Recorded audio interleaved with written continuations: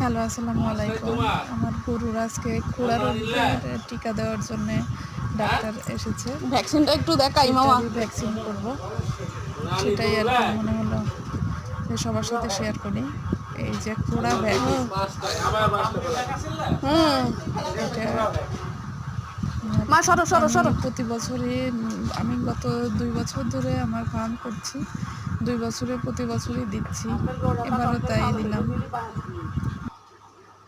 অনেক আগেই দেওয়ার উচিত ছিল, তারপরেও দেরি হয়ে গেছে। কি জানে বর্ষার টাইমে খুরা রোগটা অনেক বেশি হয়, এই কারণে এটাই আমি আগে ল্যাম্পিং ভ্যাকসিনটা দিয়েছি।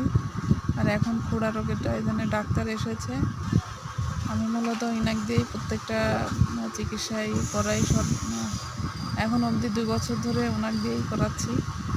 আর আমার এখন ফার্মে আছে 9টা গরু, সামনে আরও হবে ইনশাল্লাহ।